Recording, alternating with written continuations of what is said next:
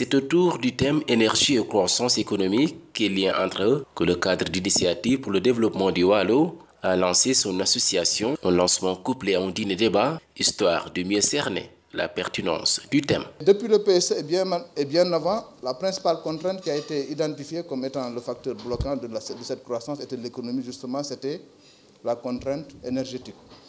C'était la contrainte, ça a toujours été la contrainte énergétique et c'est encore la contrainte énergétique. C'est là où je suis d'accord avec Diagne, parfaitement d'accord avec lui. C'est encore la contrainte énergétique. Là où je peux avoir, je n'ose pas ne pas être d'accord avec lui, où je peux avoir une différence d'appréciation, il le sait mieux que moi, c'est juste un rappel, peut-être parce que j'ai la chance de parler après lui. En économie, on est dans le réel, rien ne se décrète, vous ne pouvez rien décréter. C'est la réalité qui gouverne. Et aujourd'hui, on sait que c'est les services qui tirent notre économie, mais décider de changer la donne, ça ne suffit pas. Il faut poser les politiques et s'inscrire dans la durée pour inverser cette tendance. Et pour inverser cette tendance, il faut bâtir ce qu'on appelle, et c'est la colonne vertébrale de notre économie, c'est les infrastructures. C'est pour ça que l'État a une politique volontariste d'infrastructures pour pouvoir bâtir la colonne vertébrale de notre économie, le désenclavement, l'accès aux services sociaux de base. Parce que quand on parle d'infrastructures, on pense souvent, malheureusement, routes, rails. On oublie que les infrastructures, c'est les télécoms. Les infrastructures, c'est surtout également l'énergie. Énergie et croissance économique, deux notions qui sembleraient ne pas avoir aucune corrélation. Pourtant, le directeur de la Société nationale d'électricité, à travers une approche simpliste basée sur l'autoroute, a fini par convaincre son public.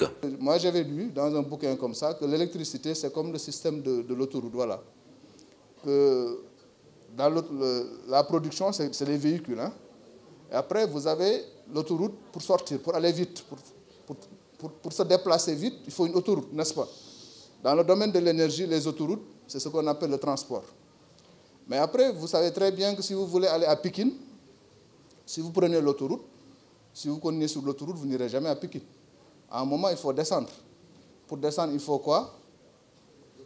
Non, il y a l'échangeur. C'est l'échangeur-là qui représente le transformateur dans le système électrique. Voilà. Tout est lié. Parce que quand le courant sort de la centrale par une étincelle comme ça, il y a un transformateur qui monte l'énergie pour la transporter. Ça va très très vite, c'est les 225 kV que vous voyez là. C'est ça, souvent les gens disent, oui, vos fils traversent nos villages alors qu'on n'a pas d'électricité. On ne peut pas leur donner cette électricité-là. Cette électricité-là, il n'y a que 4 sociétés qui la consomment au Sénégal. 4. Personne ne peut consommer cette énergie. Donc c'est vraiment de la haute tension. Et maintenant, c'est ce que le TR aussi va utiliser. Donc il faut un échangeur, la même chose, pour qu'on puisse amener l'électricité chez les clients. Comme pour l'autoroute, on met un poste transformateur qui rabaisse le niveau de tension pour permettre d'accéder au quartier. Et une fois que vous êtes sous l'ascenseur, après vous prenez les routes secondaires. C'est la distribution. C'est comme ça. C'est ça la distribution. Parce qu'on dit production, transport, distribution, les Sénégalais disent chinois nous n'est lac. Donc il faut essayer de leur expliquer ça simplement. Donc on prend l'échangeur, c'est le poste transformateur. Ça s'appelle déjà poste transformateur pour transformer le courant et baisser pour qu'on puisse accéder à la distribution à travers les rues. Maintenant, comme vous le constatez, autant c'est plus facile de circuler sur une autoroute que dans les rues secondaires de Pikine, autant c'est plus difficile avec Senelec, avec la distribution. Parce que dès que vous êtes dans la distribution, vous êtes dans les gassous, vous êtes dans le désordre, vous êtes dans tellement de problèmes que vous avez souvent des coupures qui n'ont rien à voir avec Senelec. À l'occasion de son exposé, il a été aussi question de magnifier le défi visiblement relevé des coupures d'électricité à comparer à l'année 2011, celle baptisée l'année des émeutes. 2011, c'était ça, quand il y avait eu les émeutes. C'est parce qu'on restait dans l'année 38 jours sans avoir d'électricité cumulée, quoi. Et aujourd'hui, on est à moins de 2 jours. Donc c'est ça la performance. Donc l'électricité qui était une contrainte donc, sur les ménages, sur les finances publiques et sur l'économie, c'était 3 contraintes. La contrainte sur les ménages est en train d'être levée. En tout cas pour ceux qui sont dans le réseau de Senelec. Mais également pour le reste du Sénégal parce que le taux d'électrification a augmenté.